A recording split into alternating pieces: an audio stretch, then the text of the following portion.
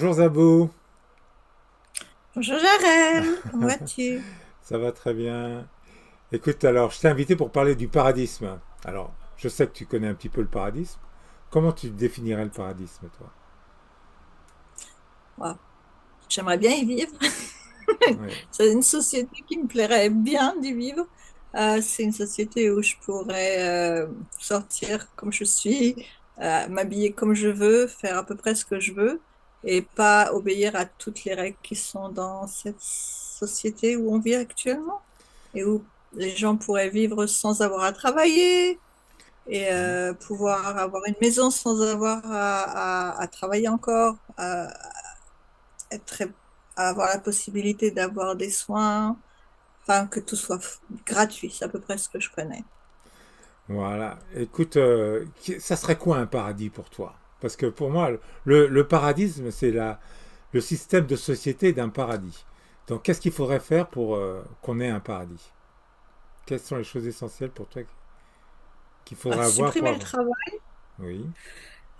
ou non, pas supprimer le travail, mais permettre à tout le monde de faire ce qu'ils veulent. S'ils veulent travailler, c'est parfait, mais s'ils veulent pas travailler, c'est leur droit. Donc l'être humain au centre le bien-être de l'être humain au centre de la société, pas l'argent au centre de la société. Oui, j'aime Donc bien. tout ce qui peut Moi, promouvoir l'humain, écoute, je te ce propose une serait un paradis. définition. C'est un paradis, c'est une société paradisiaque. C'est une société où le nom, on fait seulement ce que l'on a plaisir à faire, de ce qu'on a envie de faire. Ça veut dire nécessairement il n'y a pas de travail, parce que le travail, par définition, c'est quelque chose on est obligé de faire pour survivre. Et donc vivre dans un endroit où tout serait si on n'a pas envie de cuisiner, il y a quelqu'un qui doit faire la cuisine pour nous. Donc ce quelqu'un, ça peut pas être un autre être humain parce que il faut respecter les libertés des autres. On ne peut pas les forcer à travailler. Donc ça sera fait par des machines, par des robots. Donc un paradis, c'est dans la définition que je te propose, c'est un endroit, une société où on ne fait que ce qu'on a envie de faire. Pas de travail, pas d'argent, parce qu'on n'a pas envie d'avoir d'argent pour acheter. On veut avoir accès à tout. On veut tout avoir. Et tout avoir tout de suite. Et c'est les machines et les robots qui pourront nous le produire. Donc c'est une société qui est en train de s'installer. Elle est en train de s'installer. Nous avons travaillé de façon acharnée pour en arriver là, à développer une technologie qui va permettre de nous libérer complètement du travail. Ça y est, on y est, avec les robots, l'IA. Est-ce que tu comprends ça? Est-ce que tu vois ça? Ah, moi je suis prête, hein. Oui. Eh bien écoute, J'ai le déjà- plus important, c'est que la technologie est prête. On y arrive là avec l'IA, et c'est une question de semaines ou de mois, et on a des robots aussi, sinon plus intelligents que les êtres humains. Et là, on arrive à un phénomène vraiment intéressant qu'on appelle la singularité, où, bien, écoute, le progrès va être tellement énorme on peut même pas imaginer les changements et les conséquences que ça va avoir. Donc, écoute, on vit un moment extraordinaire, un moment de transition, comme il y en a eu dans l'histoire de l'humanité, où on a changé nos modes de production. Et à chaque fois qu'on a changé nos modes de production, on a atteint un nouveau niveau de civilisation. Alors, on a commencé par une société de chasseurs-cueilleurs. Hein, on était tous nomades, tu vois. On, on chassait, on pêchait, et puis on cueillait. Puis il fallait se déplacer quand il n'y avait plus assez. Alors, il y avait peut-être des conflits de territoire parce que on épuisait les ressources locales, il fallait se déplacer. Faut pas se déplacer sur les territoires les réserves des tribus voisines, mais c'était en fait un système paradisiaque. Tout était abondant, il suffisait de bouger un petit peu, mais il n'y avait pas de propriété privée, tout appartenait à tout le monde. Il y avait les arbres, on pouvait cueillir de n'importe quel arbre, il n'y avait pas de possession, euh, et on partageait tout, et c'était une forme de paradis. Est-ce que tu es d'accord avec moi? ce système. Ah, c'était un système Bon, à paradisiaque. propos du système, peut-être, mais il y avait quand même pas suffisamment Il y a- il y a- Non, à partir du moment où de la confort, nourriture était confort abondante, moderne. oui, il Oui, y les gens avait. pouvaient manger et ouais, pouvoir se nourrir complètement Si, si, sans si, avoir à acheter quoi que ce si soit. la nourriture était abondante, et si le climat était mauvais, eh bien, on descendait un peu plus au sud ou un peu plus, on montait un peu plus au nord. Si c'était trop chaud, on se déplaçait, on pouvait se déplacer et trouver des zones où le climat nous, nous convenait de Hmm. façon. Il suffisait de s'installer dans des endroits paradisiaques pour vivre au paradis. Et puis tout était fourni. Donc c'est un peu ça. On a déjà vécu des périodes paradisiaques où il n'y avait pas de possession, il n'y avait pas d'argent parce qu'on partageait tout. Il y en a un qui pêchait un cochon, bah, un cochon, Un thon, qui pêchait un un thon. donc qui chassait un sanglier, il ramenait un sanglier à tout le monde, c'est tout le village qui en profitait, comme Obélix et Astérix quand ils revenaient de Ah la ben là, ils chasse. n'étaient pas nomades, Hein? eux, hein. Non, ils Ils n'étaient pas n'étaient pas nomades. nomades. Non, mais c'était mais justement, le, le, le- la vie nomadique s'est arrêtée à partir du moment où il a fallu qu'est-ce que je dis? Domestiquer la terre et domestiquer les animaux pour pouvoir produire plus. Parce que vu qu'on s'étendait, les tribus grandissaient et il fallait s'installer pour retirer plus de la terre. Et puis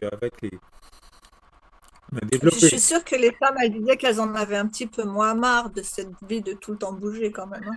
Oui, ben ça dépend. Si on était, il y avait des endroits où il y avait suffisamment de supply, comme on dit, de provisions ou de supply, d'approvisionnement pour ne pas avoir besoin de se Ouais, ça doit déplacer. dépendre du nombre en fait de la population. Ouais. Ouais.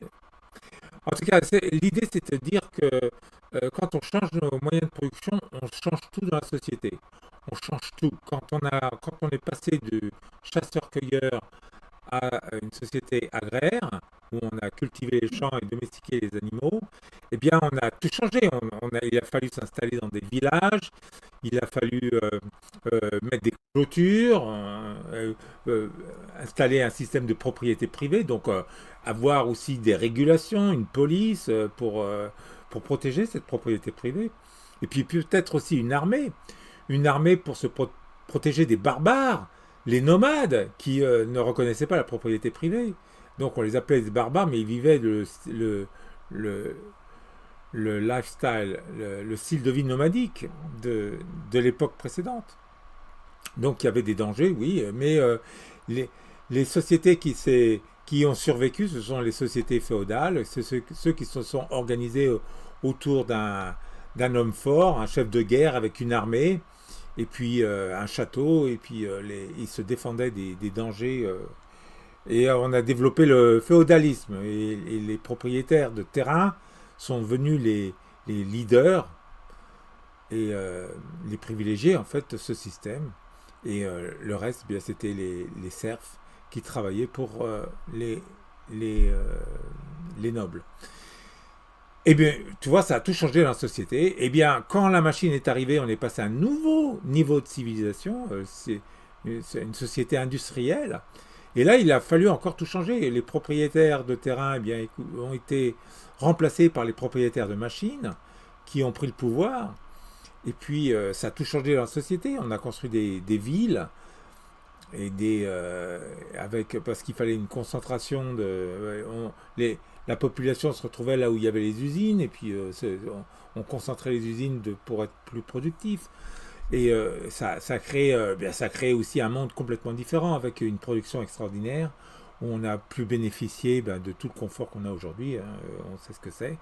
Et ça a été fantastique. On a tout changé. Regarde la société aujourd'hui par rapport à ce que vivaient les gens il y a 400 ans. C'est complètement différent.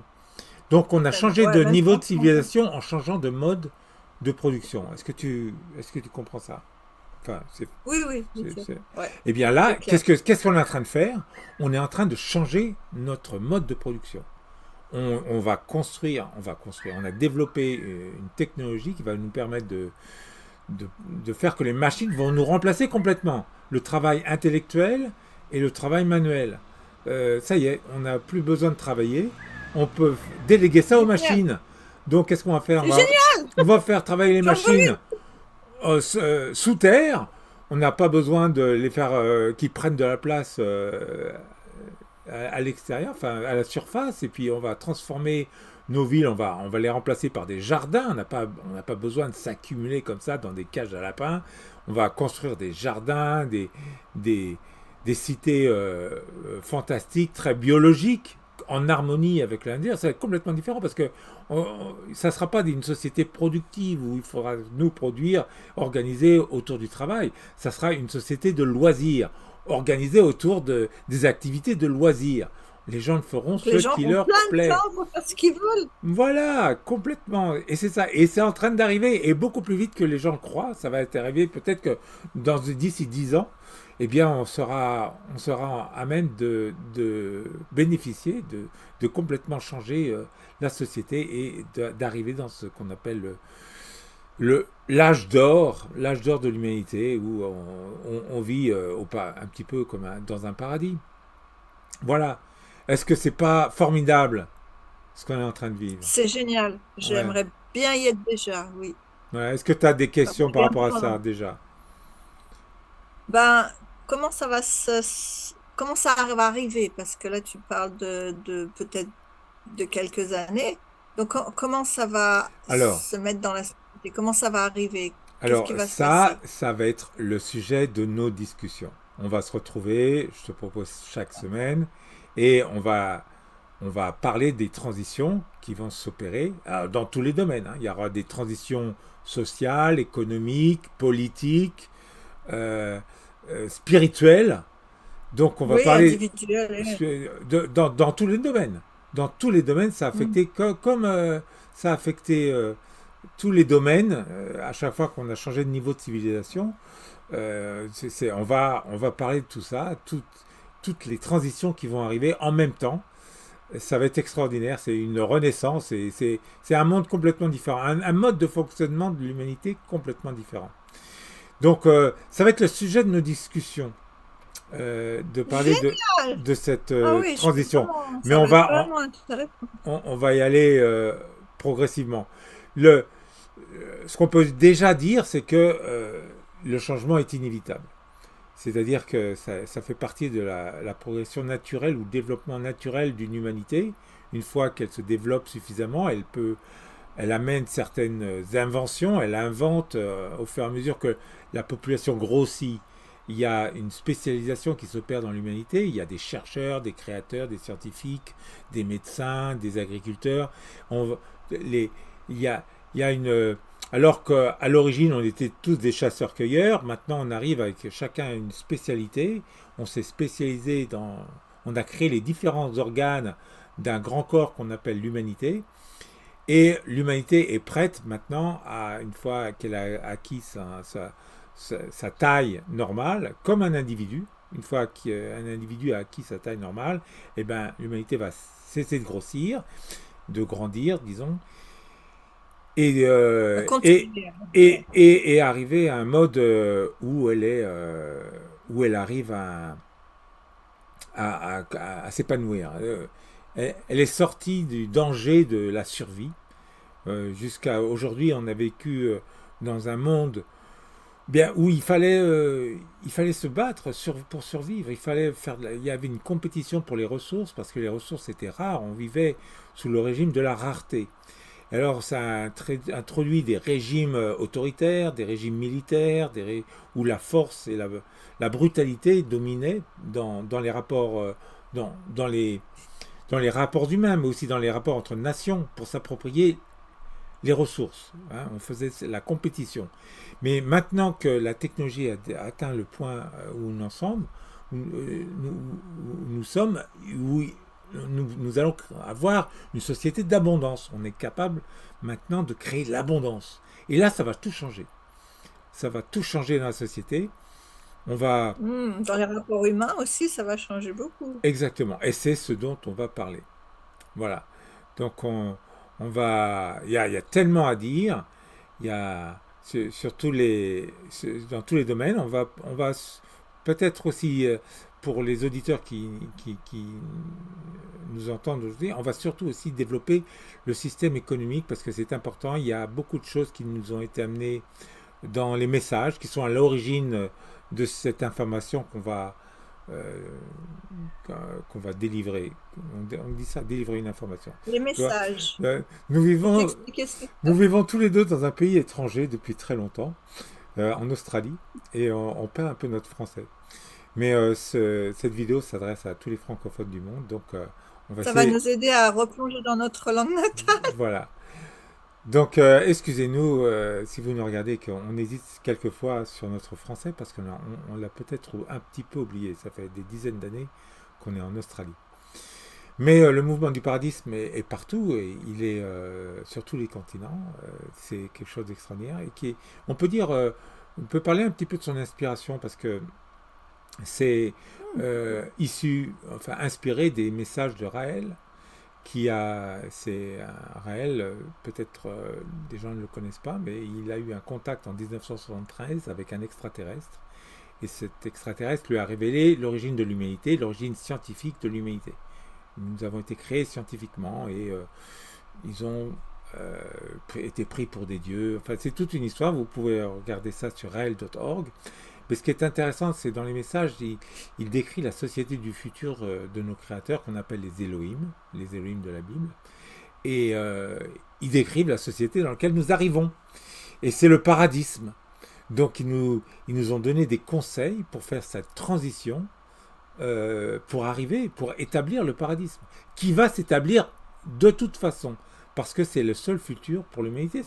C'est comme, comme le féodalisme était le futur après le système le tribalisme, et le capitalisme après le système agraire. Le féodalisme, pareil, le paradisme, c'est la société post-capitaliste. Et c'est celle qui va s'imposer parce que c'est celle qui s'impose par notre niveau technologique. C'est le niveau technologique qui détermine le, le système optimum de société. Donc nous venons du capitalisme qui était un système où la croissance était... c'est un système qui favorise la croissance. Alors là, il faut bosser comme des dingues.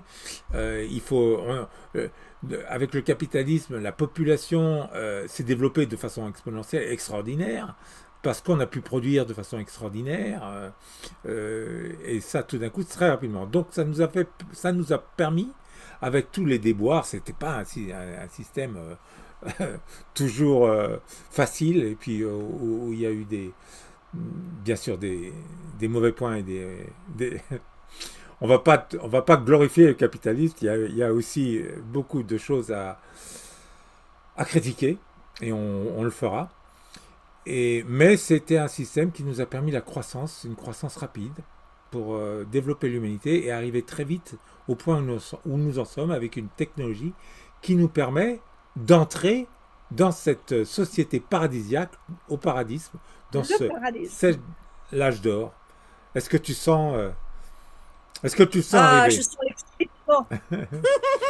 Donc voilà, écoute, nous avons parlé ensemble 20 minutes pour faire un petit peu une introduction de de notre conversation qui va se poursuivre dans le temps.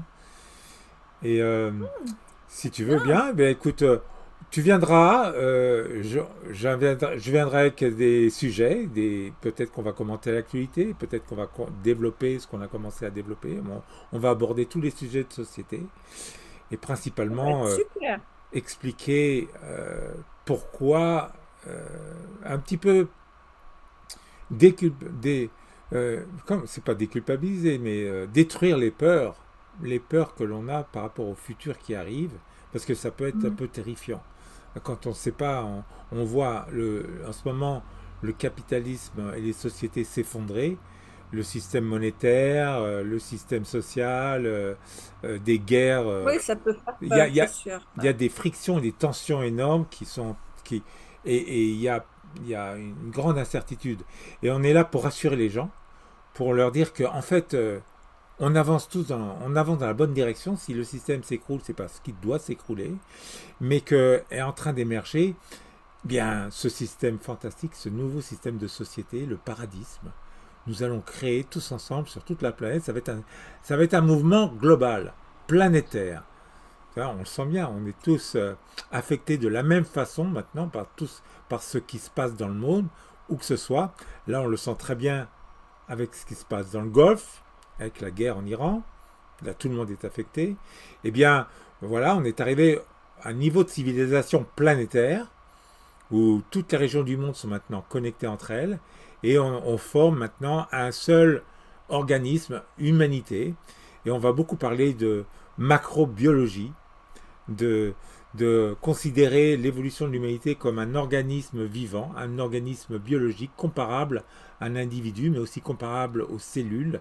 Et tu verras qu'il y a des analogies qui sont tout à fait très intéressantes à, eh ben, à découvrir. Et ça va être quelque chose de très spécifique à notre discussion. Ça, c'est pas quelque chose qu'on voit ailleurs. Le, la macrobiologie, comment on peut expliquer l'évolution humaine ou l'évolution de l'humanité par rapport à l'évolution biologique de l'humanité. Ça te plaît? Ça me plaît bien, ouais. Voilà. Alors J'aurais voulu en savoir plus. tu Donc, vas, il va falloir que tu m'écoutes encore, Jarel, pour m'expliquer tout ça.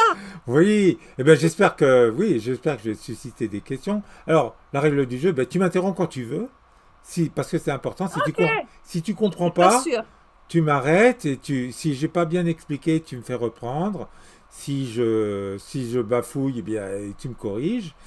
Et Oh non, j'aime bien, bien quand tu bafouilles, c'est mignon. on rigole aussi. On va faire en sorte que ça soit plaisant. On va faire des, Ok, hein? ouais, là c'est bien. Comme ça, Si, je peux te poser des questions ou s'il y a quelque chose que j'ai pas bien voilà. saisi ou que même si je suis pas d'accord, je peux dire. Voilà, même si t'es pas d'accord, justement, surtout si t'es pas d'accord, Bah alors tu vas on va m'entendre. pouvoir défendre nos idées. Tout le monde n'est pas forcément d'accord. Et puis surtout, oui, essaie de te mettre dans dans la peau du public, enfin à la place du public, et avoir un petit Oui, peu c'est toutes ça les que je savais pas. attitudes, Si je suis quelqu'un qui ne connaît rien du tout au paradisme ou oui, qui un peu un je sceptique, sais pas. une position sceptique. Hein, ça Une serait, position sceptique, enfin, un ça peut faire très sceptique. très bien. Ça. Non mais Française, un peu. qui me permettent d'avancer des arguments pour Non, pouvoir parce dire. que je sais pas, moi j'ai pas encore oublié comment c'est aussi hein, en France avec les comment tout est noir quand même. Oui, oui, eh bien on est là pour apporter de la couleur, une très belle couleur, Oui, et t'as vu, toi t'as mis on se rajoute. du fond bleu, moi j'ai mis du fond vert, donc on amène de la nature et de la couleur. Voilà, on commence à changer un petit peu en amenant la beauté. La beauté, ça sera aussi quelque chose qu'on pourra parler, que c'est un monde technologique qui sera beautiful, qui sera amené par les artistes et les scientifiques. Donc on va parler de ça aussi. Ah, Donc si on pouvait, voilà. si vous êtes On va artiste, supprimer les factories et tout ce voilà. qui, les pollutions et Si vous êtes les trucs artiste, qui sont horribles. si vous êtes artiste, eh bien restez à l'écoute parce que ça vous concerne. Vous avez un rôle important à jouer dans la société à venir. Voilà. Écoute, Et les scientifiques aussi. on va arrêter là et puis on se retrouve Ok, la prochaine fois. À bientôt. bah, écoute, c'est avec plaisir. Au revoir.